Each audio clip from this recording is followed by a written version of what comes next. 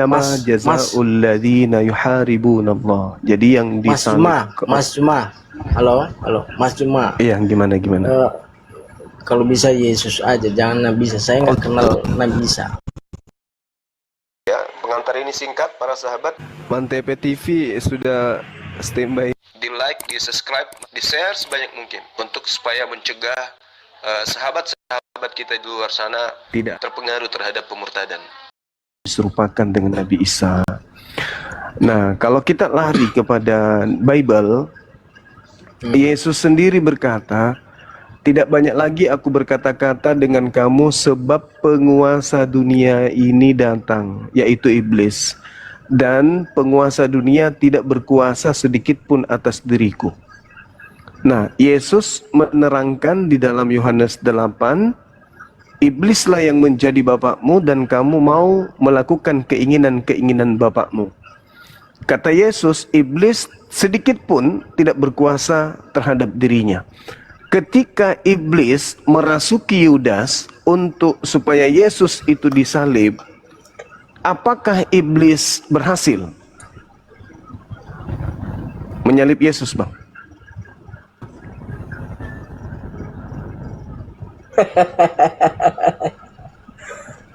Iya ya. Pertanyaan yang sangat sulit, betul, mantap. Apakah iblis berhasil ya? Iya. Mantap sekali. Jadi kalau menurut Bang Juma, berhasil nggak iblis itu? Kata Yesus, iblis sedikit pun tidak berkuasa atas diriku. Iya, maksudnya setelah Yesus itu disalibkan, menurut Bang Juma berhasil nggak iblis? Kalau Yesus disalib, berarti iblis berhasil berkuasa terhadap Yesus. Kalau yang disalib itu Yesus. Nah, ini permasalahannya. Justru ketika iblis pingin Yesus mati, dengan berbagai macam upaya yang dilakukan oleh iblis agar Yesus mati, pertanyaan muncul ketika Yesus berkata, iblis sedikit pun tidak berkuasa atas diriku. Nah, berhasil tidak kemudian iblis menyalib Yesus? Bagus sekali ya. Aduh, pertanyaan yang sangat sulit. Tapi oke lah, nggak apa-apa ya. Jadi begini Mas Juma, untuk mengetahui hal itu, iya, kita harus mengenal akar atau awal dari kenapa sosok yang satu itu atau yang namanya dikatakan Yesus itu datang di dunia itu seperti apa. Kalau kita belum mengenal dia, kenapa dia datang, maka semuanya kita nggak mengerti segala sesuatunya. Nah, pertanyaan saya, Mas Juma tahu nggak apa arti atau apa tujuan Yesus datang di bumi itu? Apakah cuma satu hal atau banyak hal atau cuma 3 hal atau berbagai macam-macam hal kedatangannya? Iya, kedatangan Yesus ke Bani Israel itu hanya satu, memberikan jalan kepada Bani Israel agar Bani Israel itu memperoleh hidup yang kekal. Dengan cara apa? Dengan cara menerima dirinya sebagai utusan Tuhan. Yohanes 17 nomor 3, hidup kekal itu adalah mereka Bani Israel mengenal Yesus Kristus yang diutus oleh Tuhan. Nah, jadi Yesusnya diutus untuk supaya Bani Israel itu memperoleh hidup kekal, yaitu dengan cara mereka jangan menolak Yesus sebagai Mesias, tapi wajib bagi mereka menerima Yesus sebagai Mesias yang diutus oleh Elohim kepada mereka. Seperti itu, Bang. Oke, nggak apa-apa. Kita sama-sama menerima. Saya tidak apa namanya ya. Saya nggak bilang itu nggak benar, tetapi saya bilang ya kita sama-sama menerima aja. Tetapi buat saya begini, pertanyaannya lagi, kalau Yesus itu datang hanya untuk utusan, artinya maksudnya kalau dia diutus atau kalau dia datang hanya sebagai utusan, kenapa Yesus tidak diterima oleh orang Israel? Iya, sebenarnya gini Bang.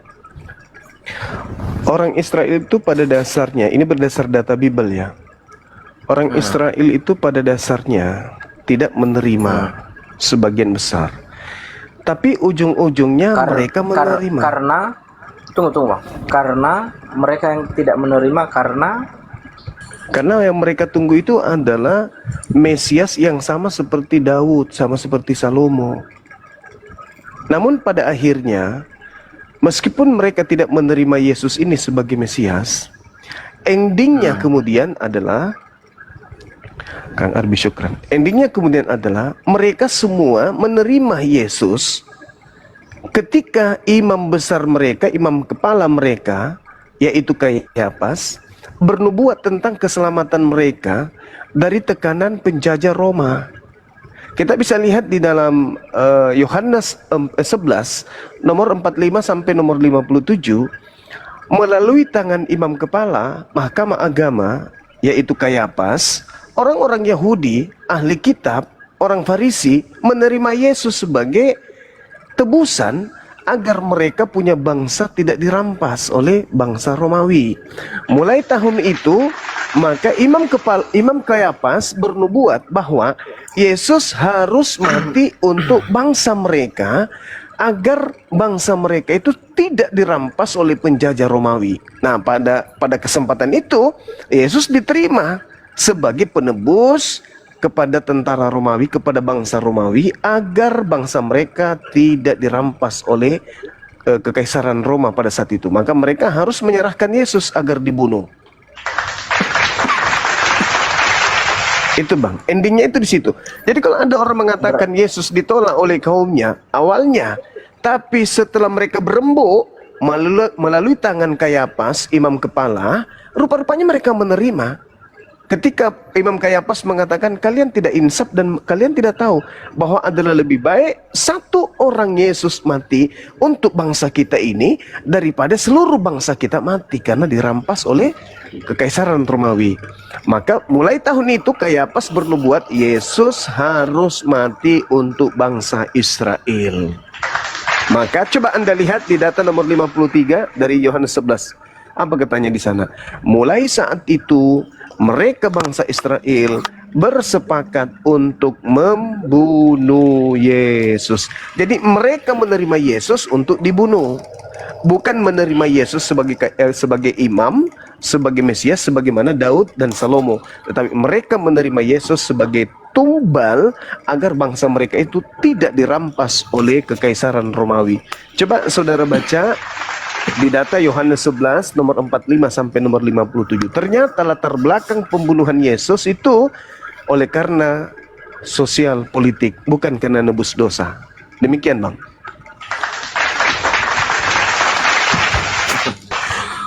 Oke. Saya apa namanya ya?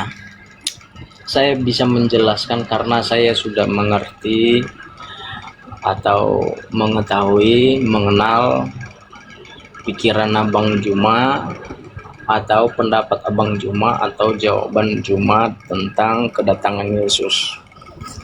Artinya intinya begini. Artinya yang Mas Juma ketahui tentang kedatangan Yesus, Israel menerima dia, tetapi tidak dengan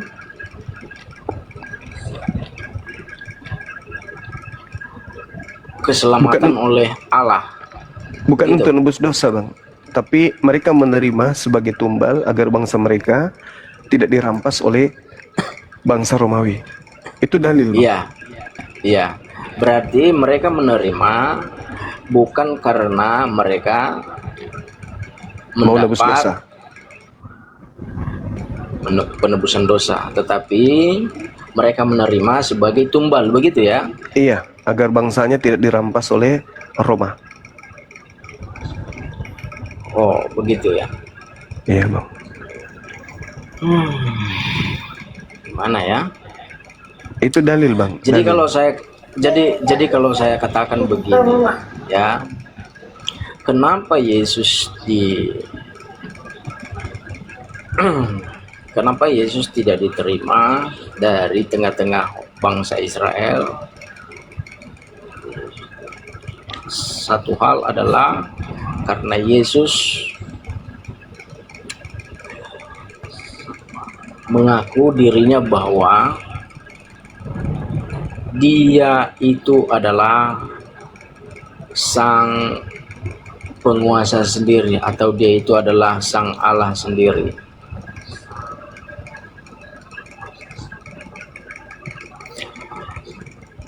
Maka bangsa Israel memberontak di situ. Mereka berkata, Yesus ini menghujat Tuhan Allah Abraham, Yakub, Ishak, sampai Allah nabi-nabi bangsa orang Israel. Makanya mereka tidak menerima Yesus sebagai juru selamat, penebusan dosa. Karena bagi mereka memandang Yesus adalah hanya sebatas manusia, bukan sebagai Tuhan. Artinya Yesus ini bagi mereka menghina Allah nenek moyang mereka. Makanya mereka tidak menerimanya. Nah, kalau ini kita sudah mengetahui tentang hal ini, maka baru kita mengerti hal-hal yang lain. Seperti ya, kenapa sejarah-sejarah Yesus di Israel itu ada yang berseberangan? Ya karena orang-orang di zaman Yesus ada sebagian yang menerima dan ada sebagian yang tidak menerima. Artinya sejarah mereka berbeda-beda.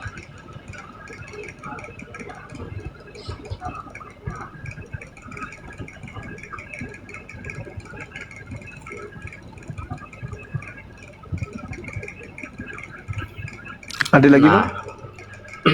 Pertanyaannya, di mana Yesus menyebut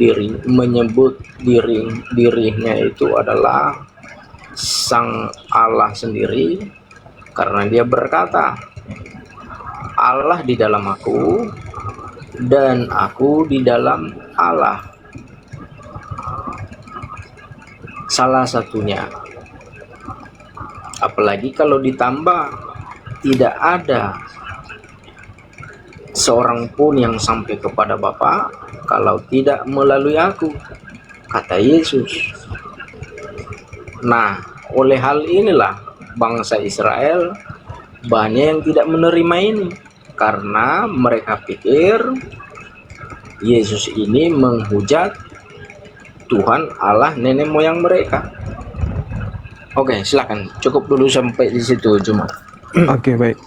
Kalau di dalam Al-Qur'anul Karim, kebencian orang Israel terhadap Nabi Isa alaihissalam, Mas Juma. Mas Ya. Juma, ya, kalau bisa kita bahas satu kitab aja. Kalau kita bahas dua-duanya nggak nyambung, Mas. iya, saya hanya edukasi, Bang, kepada umat Islam di bawah. Nanti akan boleh, saya boleh. konfirmasi terhadap data Bible. Kalau di Islam, Nabi Isa ketika datang di tengah-tengah kaumnya menolaknya. Lalu demi untuk membunuh Nabi Isa, mereka membuat makar. Wa makaru wa makarallah wallahu khairul makirin. Mereka membuat makar terhadap kebenciannya terhadap Nabi Isa, sehingga mereka melakukan tipu daya, tipu muslihat. Nah, ternyata di dalam Markus 14 nomor 1 diceritakan begini. Hari raya Paskah dan hari raya roti, tidak beragi. Akan dimulai 2 hari lagi. Imam-imam kepala dan ahli-ahli Taurat mencari cara untuk menangkap dan membunuh Yesus dengan tipu muslihat. Jadi di sini kita pahami bahwa imam kepala mahkamah agama, imam-imam ahli Taurat itu mencari cara bagaimana caranya untuk menangkap dan membunuh Yesus dengan cara tipu muslihat. Itu yang pertama. Kemudian diterangkan data nomor 10-nya, lalu pergilah Yudas Iskariot, salah satu dari ke-12 murid itu, kepada imam-imam kepala dengan maksud untuk menyerahkan Yesus kepada mereka. Mereka sangat gembira waktu mendengarkan dan mereka berjanji akan memberikan uang kepada Yudas. Kemudian ia mencari kesempatan yang baik untuk menyerahkan Yesus. Nah, di Matius 26 nomor 4, dan mereka berunding tentang suatu rencana untuk menangkap Yesus dengan tipu muslihat dan untuk membunuh Yesus. Jadi tujuan mereka membuat tipu muslihat sebagaimana yang tertuang di dalam Matius 25 adalah untuk menangkap dan membunuh Yesus. Jadi pembunuhan terhadap Yesus itu diawali dengan tipu daya. Diawali dengan kesaksian-kesaksian palsu. Nomor 59-nya dikatakan begini. Di data Matius 26 dikatakan bahwasanya imam-imam kepala malah seluruh mahkamah agama mencari kesaksian palsu terhadap Yesus supaya Yesus dapat dihukum mati. Jadi kalau saudara tadi mengatakan karena Yesus berkata aku dan Bapa adalah satu, karena Yesus berkata akulah jalan dan kebenaran hidup, sampai mereka sepakat membunuh Yesus, sebenarnya itu adalah akal-akalan mereka, itu adalah tipu daya mereka supaya punya alasan membunuh Yesus. Coba kita lihat di dalam Matius 27 nomor 18. Kata Herodes waktu itu, Pilatus kala itu, dia berkata bahwa orang-orang Yahudi menyerahkan Yesus itu karena dengki.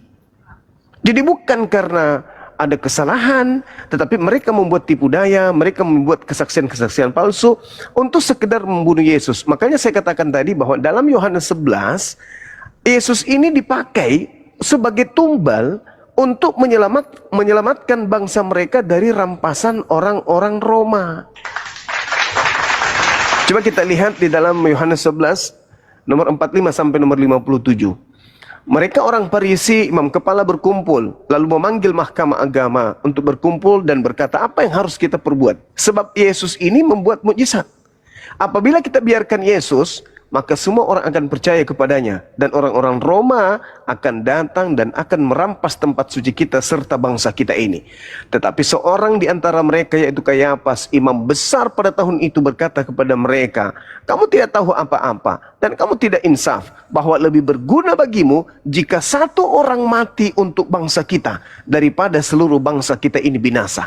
Hal itu dikatakan Kayafas bukan dari dirinya sendiri, tetapi sebagai imam besar pada tahun itu bernubuat bahwa Yesus akan mati untuk bangsa Israel. Untuk apa dia bernubuat? Untuk supaya bangsa Israel tidak dirampas oleh bangsa Roma. Itu tujuannya.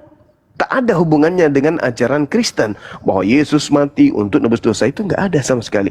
Mulai hari itu mereka bersepakat untuk membunuh Yesus. Untuk apa? Agar bangsanya tidak dirampas oleh Romawi. Bukan dikatakan agar bangsanya, agar dosa-dosa mereka ditebus di atas. Itu nggak ada. Orang Yahudi sebagai pelaku eksekutor kematian oknum yang dikira Yesus ini, tujuannya adalah membunuh Yesus agar bangsanya tidak dirampas Romawi, bukan untuk dosa waris.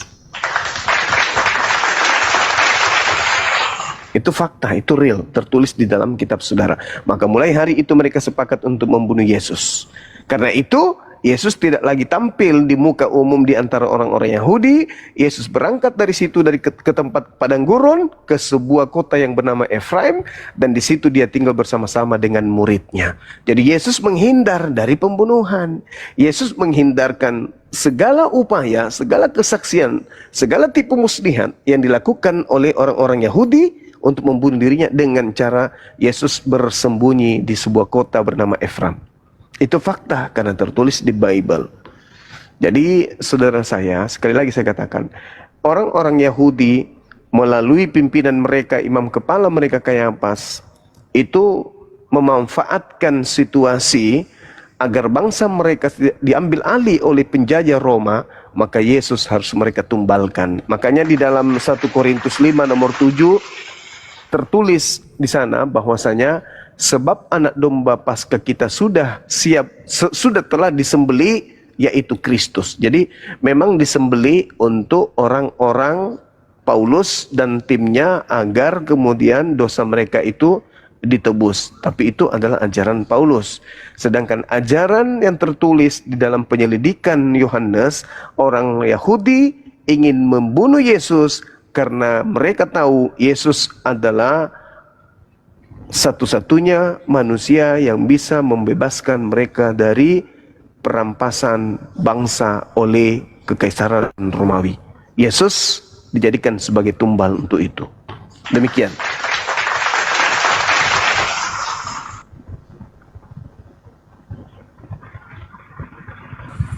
Silakan Bang Vargas, Bang Abi, Syukron. Masya Allah. Bang Vargas, silakan dibuka mute-nya. Iya, makanya tadi agak. Iya, dibuka mute-nya. Saya undang ini. Bang Vargas, ini kayaknya pemula, Gruda. Iya, sebentar ya, sebentar. Tadi Ya. rame di tempat Anda. Sebentar ya. lagi. Sebentar sedikit aja. Saya lagi ada kerja sebentar ya.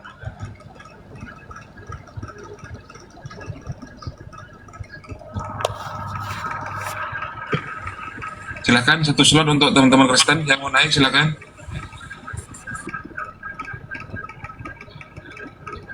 Assalamualaikum warahmatullahi wabarakatuh, Ustaz Arif, Ustaz Ali. Waalaikumsalam. Bang Hani, lanjut. Ini akun Alif ini siapa? Dinda Alif. Ustaz Alif, Ustaz Alif, Gruda. iya. Pak Ketum. Oh mas, ketua Kena kita. pelanggaran Masya tadi. Allah. Iya.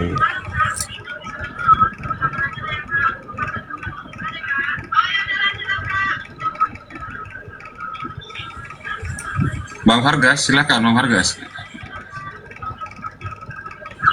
Mungkin lanjut dulu, Bunda. Sebentar Mas, sebentar dulu Mas, sebentar aja. Lagi ada tugas sebentar ya.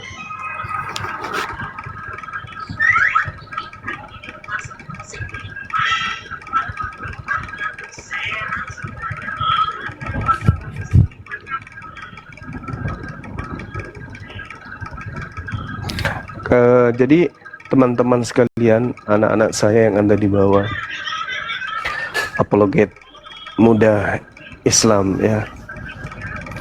Kalau di dalam Al-Quran kan ada titik, ada detik di mana Nabi Isa alaihissalam ingin dieksekusi penyaliban. Tetapi Al-Quran menjelaskan ini mutawafik warafi'uka ilayya wa mutahhiruka minal ladzina kafaru. Sesungguhnya aku Tuhanmu mengambilmu, mengangkatmu, mensucikanmu dari orang-orang pembencimu. Jadi Nabi Isa diangkat oleh Allah dan dibersihkan dari orang-orang kafir. Itu dalam Al-Quran. Rupa-rupanya mereka ingin membunuh Isa alaihissalam itu bukan karena Nabi Isa ini mengaku sebagai anak Tuhan kalau dalam perspektif Al-Quran. Bukan juga karena Nabi Isa alaihissalam itu adalah Tuhan yang turun ke bumi.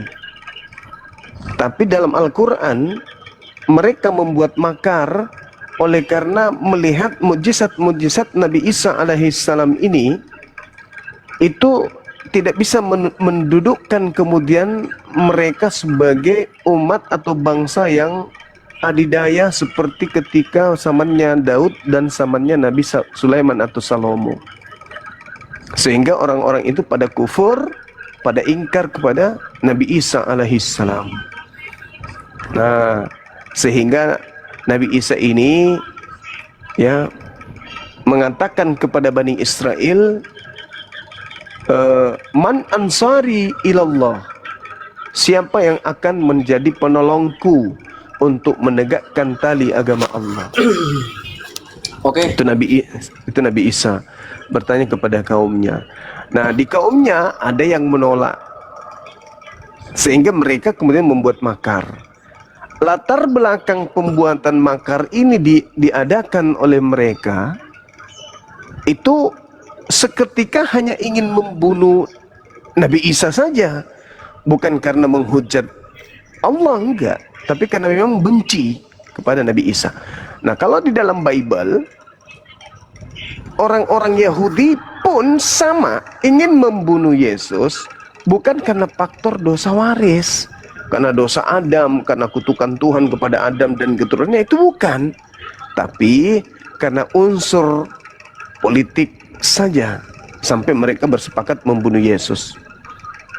Itu tertuang tuh di dalam Yohanes 11 45 sampai 57. Nah, lalu dari mana konsep penebusan dosa ini? Konsep penebusan dosa ini muncul kemudian setelah Yesus itu terangkat ke langit. Saya kira begitu teman-teman sekalian. Oke, boleh dijawab. Iya, silakan. Jadi Mas Juma, saya kurang tahu ya, entah Mas Juma ini sangat memahami Alkitab atau sangat teliti dengan Alkitab atau Bible atau tidak. Kenapa? Karena kalimat Bang Juma ini berkata Yesus dibunuh orang Yahudi atau orang Israel karena mereka ingin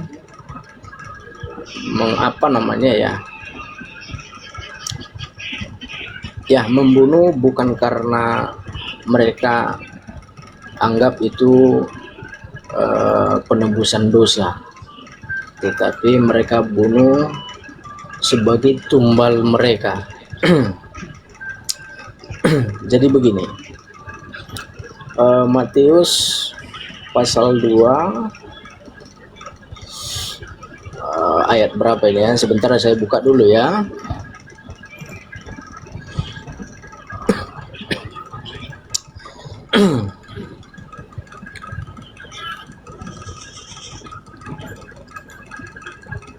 Ya.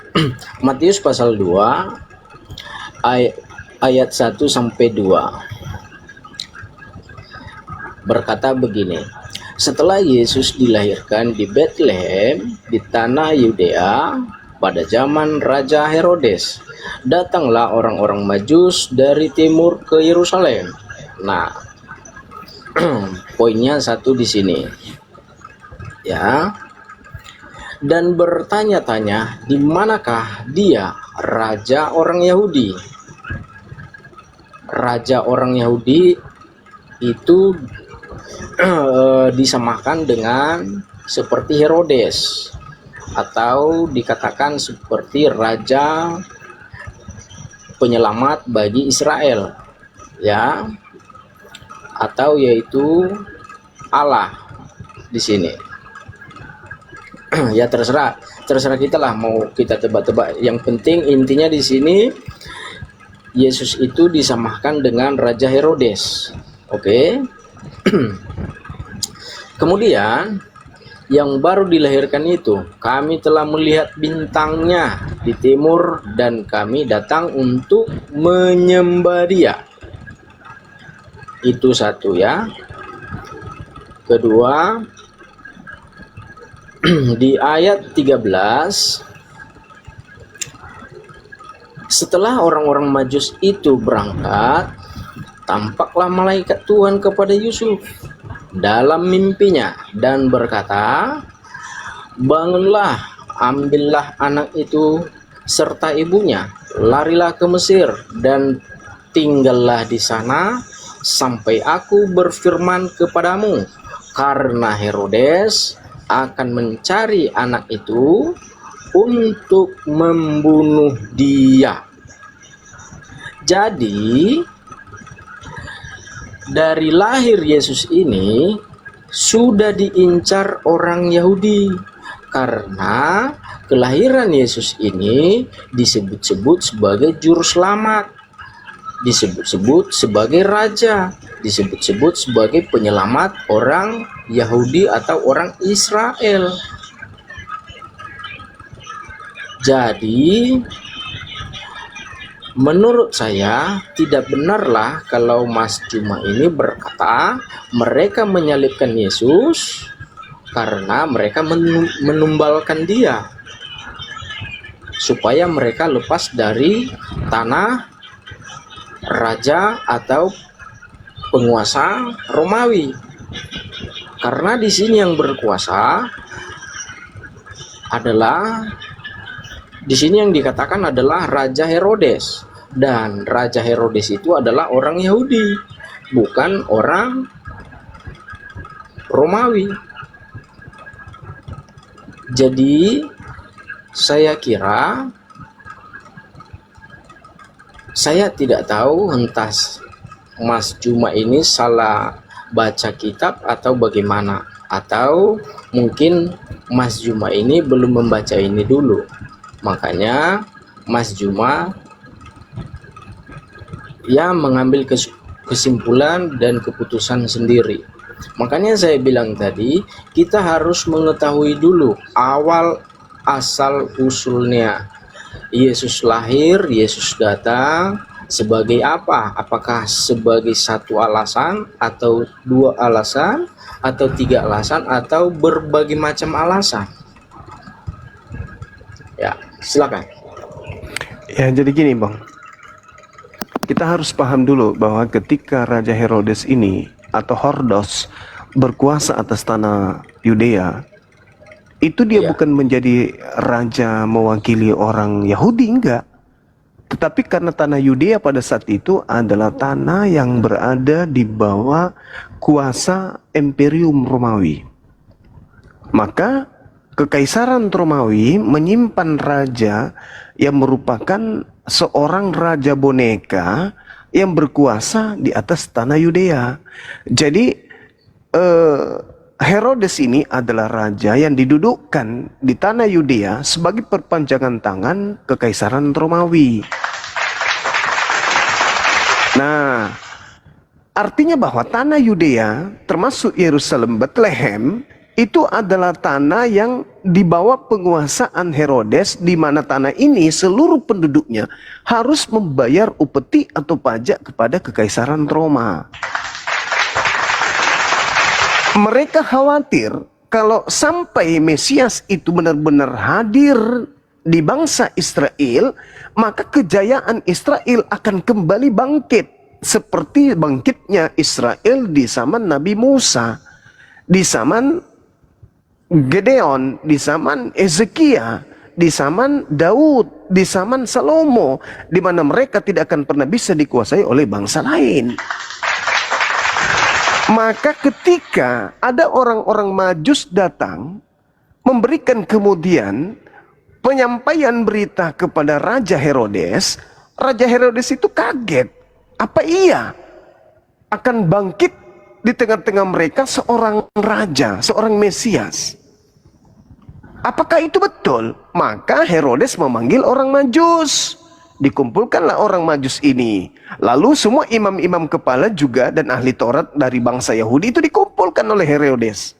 Lalu ditanya, di mana Mesias ini akan dilahirkan? Mereka berkata kepada Herodes, di Bethlehem, di tanah Yudea. Karena itu yang tertulis dalam kitab Nabi.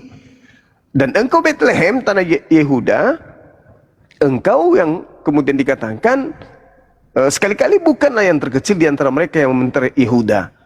Maka diam-diam Herodes memanggil orang-orang Majus. Lalu memerintahkan kepada orang Majus, sini kalian, sini. Tolong kalian selidiki dengan teliti. Bila manakah benar-benar bintang itu nampak. Pergilah kalian ke Bethlehem. Selidiki di sama dengan seksama mengenai anak yang kalian maksud. Kalau anak itu betul-betul ada di Bethlehem, kata Herodes, tolong sampaikan kepada saya juga ingin datang untuk menyembah anak itu, kata Herodes.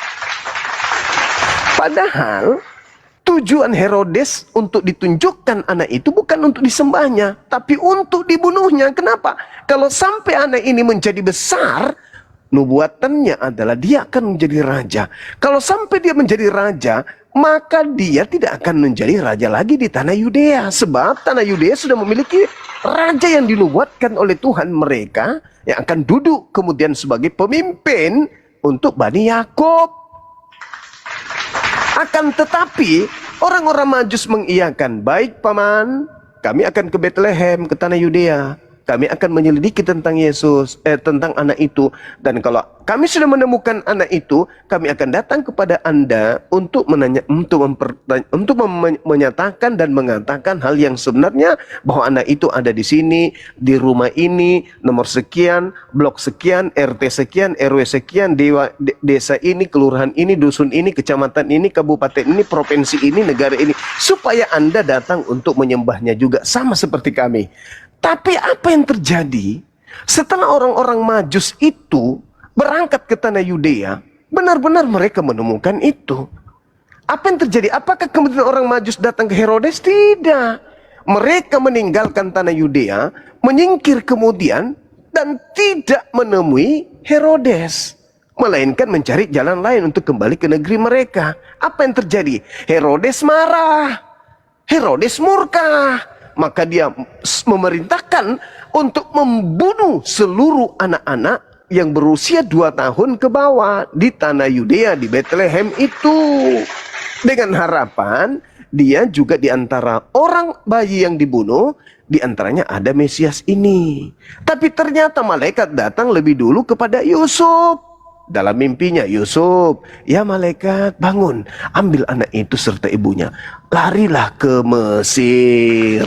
Jadi ketika orangnya Herodes datang ke Bethlehem dan Yudea membunuh seluruh anak-anak kecil, Yusuf dan Maria sudah ada di Mesir bersama Mesias, anak Tuhan ini yang Anda imani. Nah, sehingga Yesus ini bebas dari cengkraman pembunuhan penguasa.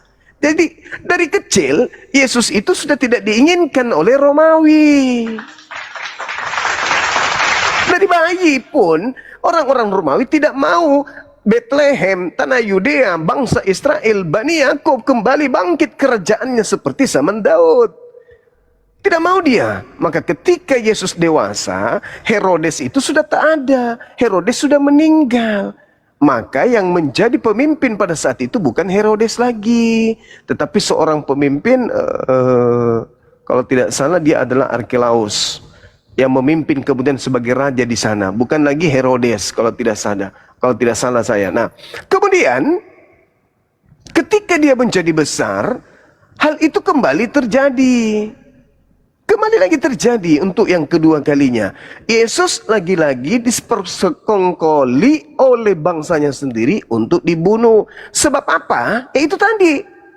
Orang-orang Roma tidak mau Yesus itu hidup. Karena kalau dia hidup, dia bisa menjadi raja, dia bisa memimpin Bani Israel untuk memberontak terhadap kerajaan Romawi, agar bangsanya terbebas dari tekanan bangsa penjajah. Maka mereka sepakat, apa kata Imam Kayafas yang saya jelaskan tadi, adalah lebih baik satu orang Yesus mati daripada seluruh bangsa kita dirampas oleh Romawi. Maka mulai saat itu mereka bersepakat untuk membunuh Yesus. Mendengarkan itu, Yesus menghindar ke sebuah padang gurun di kota Efraim. Maka mereka tidak menemukan Yesus karena Yesus sudah menghindar ke sono. Jadi kesimpulan yang ingin saya sampaikan kepada saudara, upaya-upaya yang dilakukan Herodes Dan upaya yang dilakukan oleh orang-orang Romawi, ahli kitab, mahkamah agama, imam kepala untuk membunuh Yesus itu semata-mata karena unsur politik. Tidak ada unsur dosa waris, tidak ada nebus dosa, tidak ada untuk menebus, untuk menggenapi Torah, untuk menggenapi Yesaya, itu nggak ada. Murni Yesus ingin dibunuh supaya bangsa mereka ini langgeng, tidak dijajah oleh kekaisaran Romawi, dan supaya orang Romawi berpikir dia harus dibunuh, supaya tak ada lagi raja yang bangkit di tengah-tengah mereka, supaya mereka tetap senantiasa menjajah dan mendapatkan upeti dari rakyat tanah Yudea, Bethlehem, Yerusalem, intinya orang-orang Yahudi. Itu saudaraku. Jadi tidak ada unsur-unsur dosa waris lah, agar kemudian ada nanti agama Kristen lah, agar nanti Paulus diutus. Itu nggak ada sama sekali, nggak ada. Latar belakang sekali lagi dari sejak bayi Yesus ingin dibunuh karena politik. Begitu dewasa ingin dibunuh juga karena politik. Maka mereka melakukan kesaksian palsu. Wa makaru wa makarallahu, wallahu khairul makirin. Jadi itu seperti itu yang sebenarnya terjadi di TKP itu seperti itu, Bang. Tapi belakangan muncul nanti, untuk itulah Yesus mati agar ia dibangkitkan menjadi Tuhan. Nah, itu ajaran yang muncul belakangan tuh. Itu belakangan. Tidak didasari terhadap kejadian yang ada di TKP saat itu, detik itu. Begitu kawan. Silakan.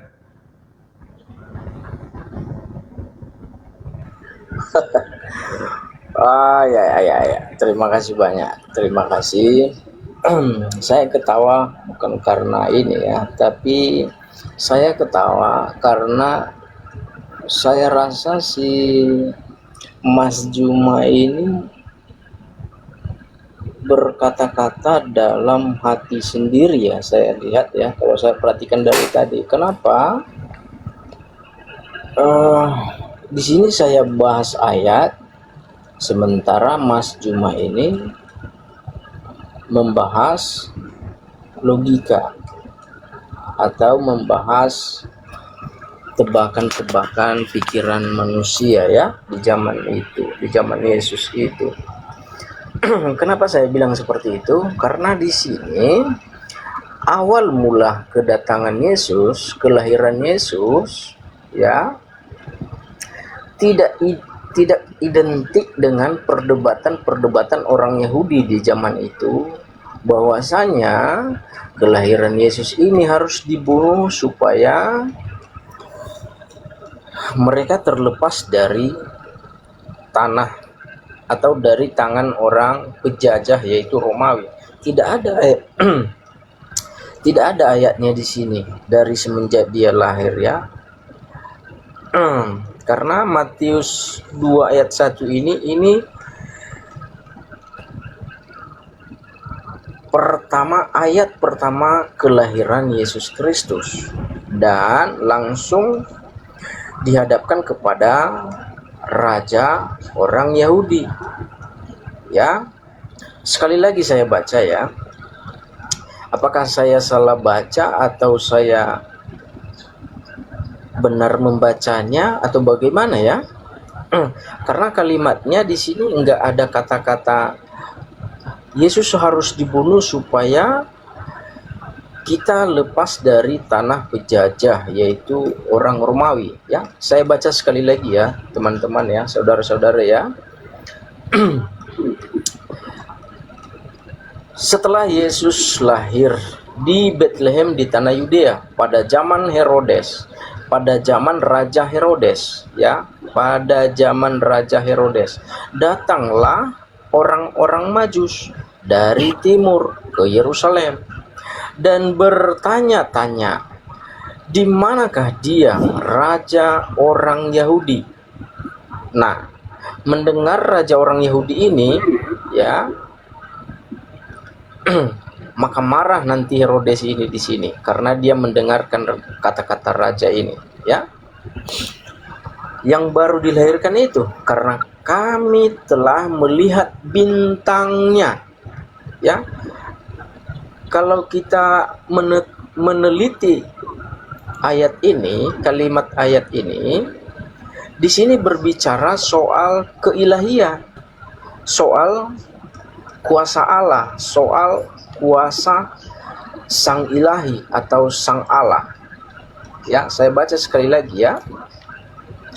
Dan bertanya-tanya, di mana dia, raja orang Yahudi, ya, yang baru dilahirkan itu? Kami telah melihat bintangnya. Satu poin ya. Ya, satu poin bahwa tidak ada manusia seorang pun di bumi ini yang dia lahir terus ada tanda-tanda bintangnya. Tidak ada ya. Berarti ini menurut saya ini berbicara keilahian atau kekuasaan Allah ya, atau kekuasaan Tuhan. Selanjutnya, dan kami datang untuk menyembah Dia. Ya, di sini tidak berbicara soal politik, tetapi di sini berbicara soal kerohanian. Di sini berbicara soal ketuhanan. Kami datang untuk menyembah Dia. Ya. Nah, selanjutnya, ketika Raja Herodes mendengar hal itu, terkejutlah ia beserta seluruh Yerusalem. Maka dikumpulkannya semua imam, kepala, dan ahli Taurat. Artinya, sekali lagi saya bilang, di sini berbicara soal keilahian, soal ketuhanan, soal kealahan, bukan berbicara soal kepolitian. Maksudnya bukan bicara soal politisi. Tetapi di sini berbicara soal ketuhanan. Karena yang dikumpulkan di sini, ya, saya baca sekali lagi ya. Maka dikumpulkannya semua imam kepala dan ahli Taurat bangsa Yahudi, lalu dimintanya keterangan dari mereka di mana Mesia akan dilahirkan. Ya, saya baca ya, sorry ya, supaya lebih jelas ya, supaya jangan terpotong-potong ya, biar Mas Juma ini tidak salah sangka ya. Saya lanjut ya. Mereka berkata kepadanya, di Bethlehem di tanah Yudea, karena demikianlah ada tertulis dalam kitab. Sekali lagi, di sini berbicara soal kerohanian, bukan berbicara soal politisi. Ya, karena demikianlah ada tertulis dalam kitab Nabi, dengan engkau Bethlehem, tanah Yudea, engkau sekali-kali bukanlah yang terkecil di antara mereka yang memerintah Yudea, karena daripada mula akan bangkit seorang pemimpin yang akan menggembalakan ya, artinya menggembalakan itu ya, bukan berbicara soal politisi, tetapi di sini berbicara soal pengajar rohani, artinya ya, menggembalakan umatku. Umatku ya, bukan rakyatku ya, umatku Israel. Di sini nggak ada berbicara soal politisi ya. Kalau rakyat baru berbicara politisi. Di sini umat ya. Oke. Kita lanjut di ayat yang 13 tadi. Setelah orang-orang Majus itu berangkat, nampaklah malaikat. Ya, sekali lagi saya tegaskan, di sini tidak berbicara soal politisi, tetapi di sini berbicara soal rohani, soal keilahian, soal ketuhanan. Ya. Nampaklah malaikat Tuhan kepada Yusuf dalam mimpi dan berkata, bangunlah, ambillah anak itu serta ibunya, larilah ke Mesir dan tinggal di sana sampai aku berfirman. Sekali lagi saya tegaskan, di sini bukan berbicara soal politik ya, bukan berbicara soal politik, tetapi berbicara soal kerohanian. Di sini sudah jelas, sampai aku berfirman kepadamu, ya, karena Herodes akan mencari anak itu untuk membunuh dia. Di sini nggak ada kata-kata orang Israel di sini. Di sini hanya berbicara soal kerohanian, tidak dengan politik. Ya, jadi kalau saya kurang tahu ya, entah Mas Juma ini pernah membaca ini atau belum, ya. Tetapi saya ingatkan sama saudara, saya pesankan sama saudara, ya, segala sesuatunya kalau kita pengen mengetahui, kita harus berasal dari akarnya. Kita harus mengetahui dari awal mulanya kenapa masalah itu terjadi. Ya. Awal mulanya kedatangan Yesus di sini sudah jelas. Dia dicari dan dibunuh karena apa?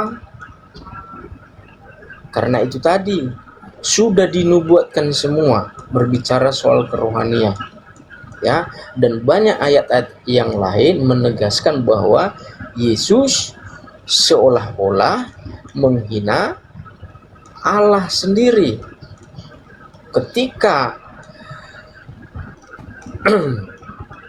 orang-orang ahli-ahli Taurat di Israel atau di Yahudi mendengar hal itu, maka mereka marah besar karena mereka tersaingin. Poinnya apa Bang? Kok diulang-ulang Bang Fargas? Bang Fargas, coba dipersingkat. Poinnya apa kok diulang-ulang? Iya, poinnya adalah di sini berbicara soal kerohanian, Mas. Bukan itu soal radio lagi diputer itu. Lupa matiin. Ya, diputer-puter. Boleh saya tanggapi, boleh? Iya, yang poin saya di sini adalah saya tegaskan di sini Mas Juma tidak berbicara politisi, tetapi berbicara soal keilahian atau kealahan. Oke, silakan. Iya. Jadi saya sendiri sebagai narasumber Islam ini mengibaratkan Anda sedang menyebutkan nama-nama mangga, pisang, kedondong, apel, kemudian durian. Lantas Anda mengatakan ini tidak berbicara mengenai nama-nama buah. Ini sedang berbicara mengenai ikan. Anda menyebut, Anda membaca. Yang Anda baca itu adalah unsur politik yang begitu tajam sampai malaikat pun ikut berpolitik. Tapi Anda mengatakan ini bukan masalah politik. Bagaimana ceritanya? Herodes adalah seorang raja. Ada hal apa dia membahas tentang kerohanian dengan orang Yahudi? Mereka tidak ada sengketa tentang Tuhan. Antara Theos, antara dewa-dewa orang Roma, tidak sedang bersengketa dengan Elohim yang disembah oleh orang Yahudi. Anda berbicara mengenai raja. Raja siapa? Raja Herodes. Lalu kemudian Yesus dinubuatkan menjadi siapa? Menjadi pemimpin bangsa Israel. Sedangkan Herodes sedang duduk sebagai pemimpin rakyat Bethlehem, Yudea, Israel. Jelas ini berbicara mengenai politik.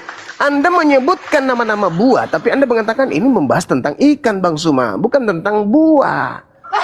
Nih, saya bukan ingin mengajarkan, saya hanya ingin meluruskan saja. Anda baca Lukas 1 nomor 33. Dan ia akan menjadi raja atas kaum keturunan Yakub sampai selama-lamanya. Dan kerajaannya tidak akan berkesudahan. Ini nubuat. Nubuat ini lebih dulu dipanggil imam kepala mahkamah agama. Apa yang kalian tahu tentang Mesias, tentang pemimpin yang akan bangkit di tengah-tengahmu? Di mana dia akan lahir? Di Bethlehem di tanah Yudea. Apa yang terjadi? Raja Herodes menginginkan supaya oknum ini dibunuh segera. Jangan dibiarkan dia hidup. Karena kalau dia dibiarkan hidup, dia akan menjadi pemimpin, dia akan menjadi raja. Dan sudah banyak raja-raja Yehuda yang kemudian melumpuhkan musuh-musuhnya. Di antaranya Daud, Salomo, Gedeon, Hezekia, dan seterusnya. Jangan dibiarkan lagi lahir besar Raja Yehuda, jangan. Sebisa mungkin mumpung masih bayi, bunuh memang. Supaya bangsa Israel tetap di bawah tekanan Kekaisaran Romawi. Dan engkau Bethlehem, tanah Yehuda, engkau sekali-kali bukan yang terkecil di antara mereka yang memerintah Yehuda. Memerintah Yehuda itu masalah pemerintahan politik, bukan masalah kerohanian. Karena daripada mula akan bangkit seorang pemimpin. Pemimpin itu raja. Ini membahas tentang politik. Ini bukan membahas tentang kerohanian yang akan menggembalakan Israel. Gembala-gembala Israel itu banyak. Nabi Musa gembala Israel, Nabi Daud, Salomo itu gembala semua, itu pemimpin. Gembala itu pemimpin. Maka diam-diam Herodes memanggil orang-orang Majus dan dengan teliti bertanya kepada mereka, bila manakah bintang itu akan nampak? Kemudian ia menyuruh mereka ke Bethlehem dan berkata, pergi dan selidikilah dengan seksama hal-hal mengenai anak itu. Segera sesudah kamu menemukan dia, kabari aku supaya aku datang juga menyembahnya. Kata Herodes, padahal bukan untuk menyembahnya, untuk membunuhnya. Itu aja sudah unsur politik. Karena kemudian orang-orang Majus ini datang dalam mimpi mereka supaya jangan kembali ke Herodes, maka pulanglah orang-orang Majus ini ke negeri mereka melalui jalan yang lain. Apa yang terjadi? Apakah Herodes itu tinggal diam? Tidak. Malaikat datang dengan cara berpolitik juga. Malaikat datang kepada Yusuf. Yusuf, bangun, ambil istrimu, ambil anak itu, larilah kalian ke Mesir, tinggallah di sana sampai aku kembali berfirman kepadamu, karena Herodes akan mencari anak itu untuk membunuh dia. Maka Yusuf bangun, mengambil anak itu dan istrinya malam itu juga menyingkir ke Mesir dan tinggal di sana hingga Herodes mati, baru balik lagi ke Bethlehem, baru balik lagi ke tanah Yudea. Setelah kemudian dipimpin tanah Yudea itu oleh Arkelaus, anak daripada Herodes. Begitu. Nah, ketika kemudian Herodes ini tahu bahwasanya orang-orang Majus ini telah menipu dia, Herodes kemudian marah besar. Dia menyuruh membunuh semua anak-anak yang ada di Bethlehem dan sekitarnya, di mana anak-anak yang diperintahkan dibunuh adalah diindikasikan itu seumpama usia Yesus 2 tahun, maka semuanya anak dibunuh. Itu yang Anda harus pahami, Bung. Jadi dari kecil Yesus itu sudah kemudian diselubungi dengan agenda-agenda politik. Nah, yang saya bahas ini itu pada saat dia dewasa, Bang, bukan pada saat dia kecil. Pada saat dia kecil, musuh terbesarnya adalah Herodes. Pada saat dia besar, musuh besarnya adalah kaumnya sendiri. Kenapa? Karena kaumnya masih dalam tekanan kerajaan Romawi dan tidak ingin kemudian bangsanya benar-benar dirampas secara totalitas oleh Kaisaran Romawi, maka mereka harus menumbalkan Yesus agar bangsa mereka tidak dirampas oleh Kaisaran Romawi. Itu tertulis di mana? Yohanes 11 nomor 45 sampai nomor 57. Saran saya, belajarlah lebih dalam lagi kepada Bible. Jangan Anda mengatakan, Bang Suman tidak pernah baca. Saya puluhan tahun dah mengkaji Bible ini, dan apa yang Anda baca itu sudah di luar kepala saya. Anda baru ingin membacanya, saya sudah tamat. Untuk itulah saya katakan kepada saudara, dari sejak kecil Yesus itu sudah diselimuti gerakan-gerakan politik dari Kekaisaran Romawi maupun internalnya sendiri. Ketika dia dewasa, Anda boleh baca kemudian dalam Yohanes 11 itu, bagaimana orang-orang Yahudi bersepakat ingin membunuh Yesus sampai imam kepala angkat suara. Apa katanya? Yesus harus mati. Untuk apa? Supaya bangsa kita tidak dirampas oleh Roma. Untuk itulah dia bernubuat, Yesus harus mati untuk bangsa kita. Nah, maka mulai tahun itu, mulai saat itu, mereka bersepakat membunuh Yesus. Yohanes 11 nomor 53. Nomor 54-nya dikatakan, karena itu Yesus tidak lagi menampakkan diri di muka umum di antara orang-orang Yahudi. Yesus berangkat di suatu daerah dekat padang gurun ke sebuah kota yang bernama Efraim, dan disitulah Yesus tinggal bersama dengan murid-muridnya. Lalu kemudian di data nomor 57-nya, sementara itu imam-imam kepala dan orang-orang Farisi telah memberikan perintah kepada rakyat supaya setiap orang yang tahu di mana Yesus berada agar memberitahukan keberadaannya kepada imam kepala agar mereka dapat menangkap Yesus. Jadi Yesus pada TKP, pada kondisi yang ada, pada latar belakang yang sebenarnya ingin dibunuh karena unsur politik agar bangsa Israel tidak dirampas penjajah Roma. Tak ada dosa waris, tak ada dosa kutukan, tak ada membebaskan dosa orang-orang Kristen, tak ada menggenapi saya, tak ada kemudian menggenapi dosa-dosa yang harus ditebus dengan tumbal darah manusia, dan tak ada kemudian penyelamatan dengan menghapuskan Torah. Itu yang perlu saudara pahami. Ajaran-ajaran yang muncul kemudian barulah menggunakan nama Yesus sebagai tameng untuk menjelaskan dan menguraikan ajaran di luar Yahudi itu. Itu yang perlu saudara pahami. Maka Yesus mengatakan, waspadalah kepada penyesat yang datang kepadamu memakai namaku dan berkata, akulah Mesias. Nah, inilah ajaran yang muncul kemudian nembus dosa lah, Tuhan matilah, Tuhan turun ke bumi lah, Tuhan disalib lah. Ajaran-ajaran ini muncul karena memakai nama Yesus. Dan banyak orang yang disesatkan dengan pola itu.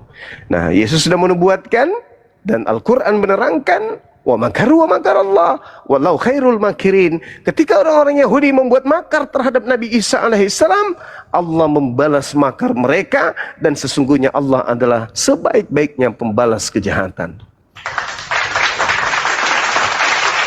Begitu saudaraku. Jadi saya berbicara terkait dengan data.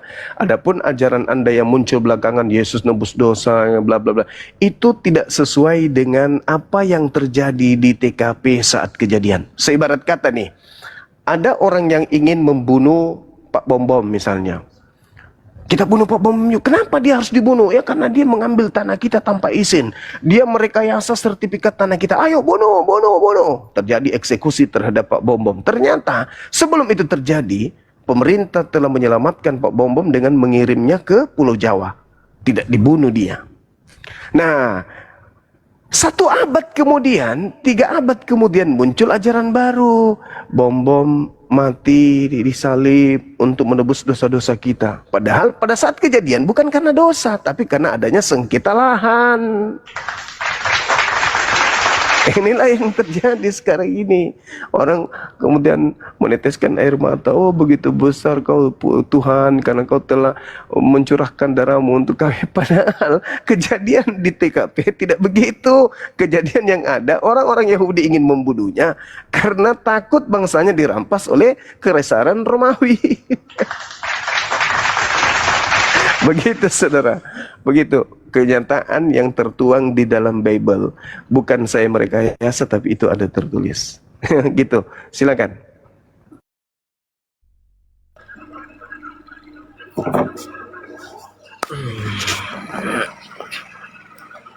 Ya, sebelum ke Bang Vargas melanjutkan, saya sapa dulu tamu ini.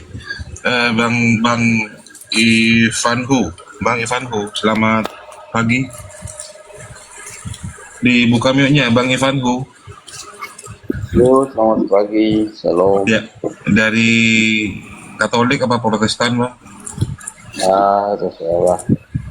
Hah? Katolik, Katolik. Oh, Katolik. Ya, saya naikkan Anda karena tadi. Ya, betul.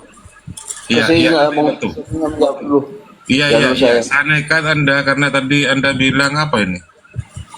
Suma Taleso, naikkan saya. Nah, makanya saya naikkan. Apa Taleso? Nggak tahu, nggak ngerti ya. Ya, mau diskusi? Oh, kesini dulu menjawab, selesaikan dulu mereka menjawab. Iya, Bang. Sudah selesai Bang Fargas? Mau dibantu Bang Fargas? Ya, iya. Terima kasih banyak ya. Jadi saya mau tanya sama Mas Juma ini ya. Bang, sebelum tanya saran saya gini aja. Terima kasih Bang Juma atas ilmunya yang dipaparkan, luar biasa, saya baru paham gitu Bang. Ya.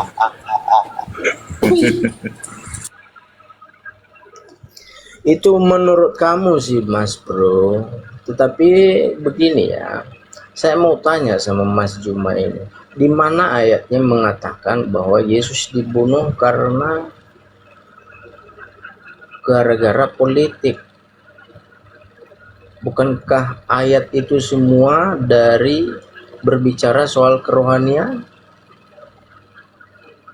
Tetapi kalau ada yang mempelesetkan bahwa Yesus dibunuh gara-gara politik, itu urusan dia. Hanya saja kami ini masuk di sini untuk menjawab, meluruskan. Kalau tidak ada yang menerima, ya wajar-wajar saya, karena imannya berbeda dengan kami. Yang kami tangkap di sini hanya ayat firman yang mengatakannya, bukan filosofi atau pikiran-pikiran orang Yahudi itu. Tetapi yang kami artikan di sini adalah ayat Alkitab itu. Ya, karena di ayat Alkitab ini satupun tidak ada ayat yang berkata Yesus dibunuh gara-gara politik. Ya, Saya baca ayat boleh Bang? Di situ ya. Saya baca Silakan, dalilnya. Mas. Oke, baik. Silakan. Jadi gini, baik. Kita lihat dalam Yohanes 11 ya, nomor 45. Banyak di antara orang-orang Yahudi yang datang melawat Maria. Yohanes 11 ayat 45 ya. 45 sampai nomor 57. Yang menyaksikan 47. Berapa? Ya, 45 sampai 57. 57. 45 sampai 57. Oke. Iya, saya baca ya. Banyak orang di antara orang-orang Yahudi yang datang melawat Maria, yang menyaksikan sendiri apa yang telah diperbuat oleh Yesus, percaya kepada Yesus. Jadi banyak orang yang datang kepada rumah Maria, melawat Maria, dan menyaksikan sendiri apa yang diperbuat Yesus, dan orang banyak ini percaya kepada Yesus. Tetapi ada di antara mereka yang pergi kemudian kepada orang-orang Farisi untuk menceritakan kepada orang Farisi apa yang sedang diperbuat Yesus tersebut. Lalu imam-imam kepala dan orang-orang Farisi ini, apa itu ayat berapa? Ayat berapa? nomor 47, memanggil mahkamah agama untuk berkumpul, dan kemudian mereka berkata, apakah yang harus kita buat? Sebab orang ini, maksudnya Yesus, membuat banyak mukjizat. Apabila kita biarkan Yesus, maka semua orang akan percaya kepada Yesus, dan orang-orang Roma akan datang dan akan merampas tempat suci kita serta bangsa kita. Tuh, sudah tertulis begitu, jelas sekali. Apabila kita biarkan ini terjadi, maka semua orang. Yohanes 4 ayat 47. 48. Aduh, gimana sih orang ini? Apabila yang tadi 47. Iya. Yang saya baca tadi itu 47, yang sekarang ini 48. Saya kan bilang dari 45 sampai ke 57. Begitu saudaraku. Jadi kita sedang belajar ini.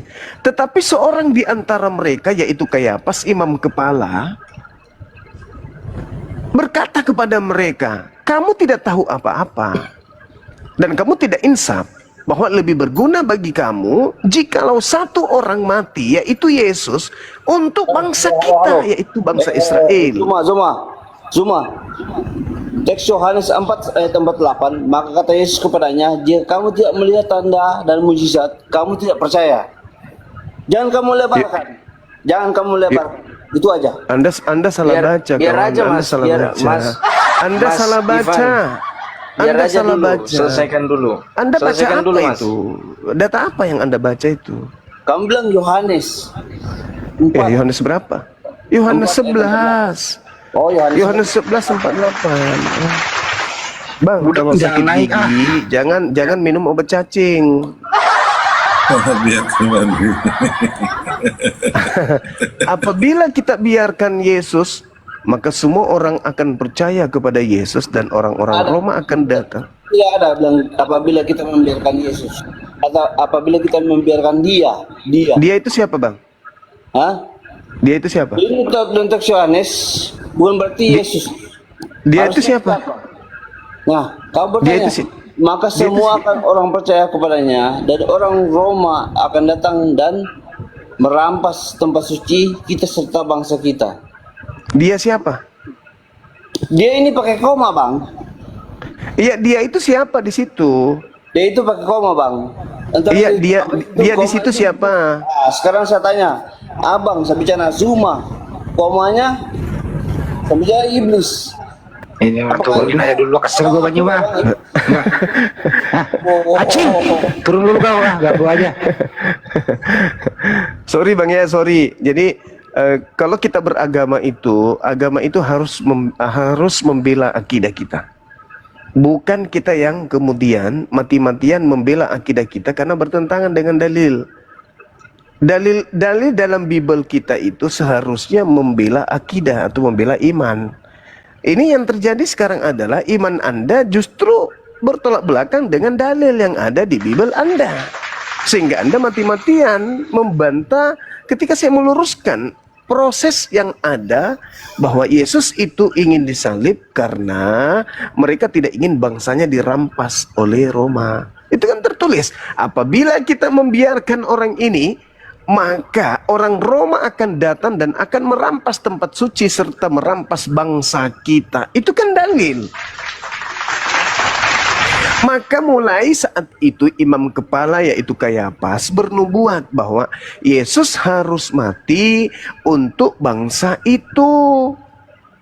Bangsa mana? Bangsa Israel. Maka mulai saat itu mereka bersepakat membunuh Yesus. Nah tadi saudara siapa namanya? Pergas minta dalil. Mana unsur politiknya? Apabila kita biarkan Yesus melakukan mukjizat dan semakin banyak orang percaya kepada dia, maka semua orang akan percaya kepadanya dan orang-orang Roma akan datang dan akan merampas tempat suci kita. Apa dan bagaimana caranya supaya bangsa mereka tidak dirampas oleh bangsa Romawi? Dengan cara apa? Dengan cara membunuh Yesus. Supaya apa mereka membunuh Yesus? Supaya bangsanya tidak dirampas oleh Romawi. Nah itu politik tidak? Politik. Andaikan kemudian imam kepala berkata, Yesus harus mati untuk menebus dosa kita, maka fix Yesus mati untuk menebus dosa. Tapi faktanya, Yesus harus mati untuk bangsa mereka, agar bangsa mereka tidak dirampas oleh Yahudi, oleh Romawi. Bukan dikatakan Yesus harus mati agar dosa